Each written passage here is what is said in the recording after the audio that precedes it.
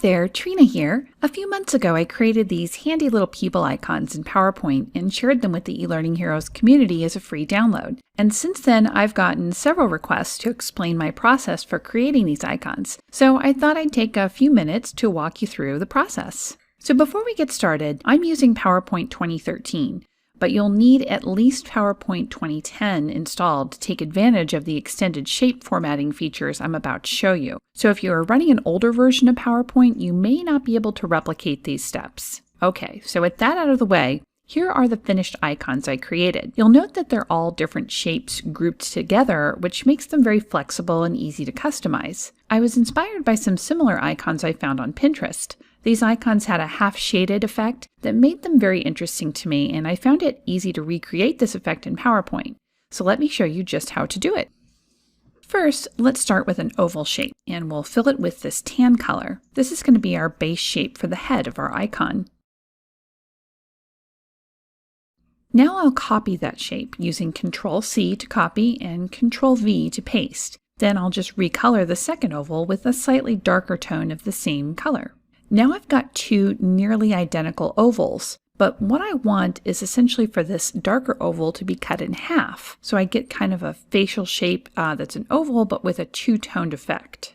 That's where I'm going to use another drawing shape, essentially a straight edge, to slice this darker oval in half. So let's draw a quick rectangle here, and I'm just going to position it on the vertical midpoint of this darker oval. It doesn't really matter what color the rectangle is because it's really just going to be used as a straight edge. On the Drawing Tools Format menu, select the Merge Shapes drop-down. I'm choosing Subtract, but as you can see here, you can also unite, combine, fragment, and intersect shapes to achieve different effects. And voila!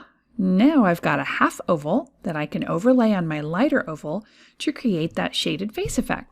This simple, very powerful technique of subtracting shapes from one another is about 90% of the effort that goes into creating these icons and their accessories. So now let me show you how I created the hair for my people icons, because this is a little more freeform and imprecise than what we've been doing. I used PowerPoint's Curve Line tool to create most of the hairstyles for my icons. Honestly, there's really no trick to it. Just select the curve line and click periodically to draw some curved shapes that vaguely resemble the contours you see in different textures and styles of hair. To close off the curved shape, simply connect the endpoint with the starting point. And from here you can fill, stretch, and combine these amorphous shapes to form something that looks like a good head of hair. I found it helpful to overlap my shapes on the oval head shape as I made small adjustments to their size and position. As long as the shapes you're creating are in scale with the icon's head, you really can't go wrong here, so just play around with this a little until you get the effect you're looking for.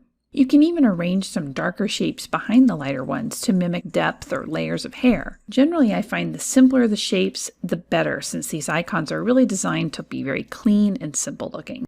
To create the shoulders, simply insert a rounded same-side corner rectangle from the Drawing Shapes menu. Just remove any outline fill, and then use the same process we used with the oval to achieve that half shading effect. And within a few minutes, you've created a person-shaped icon that you can replicate over and over again with different skin tones, different colored hair, different clothing and accessories, you name it. You can also apply these techniques to create all sorts of custom icons for your studio or storyline projects. I've created workplace safety icons, animal icons, you name it, all by just combining and subtracting shapes and using some creative effects with the Curve tool. So that's a wrap, folks. I hope you found these tips helpful, and I'll see you next time.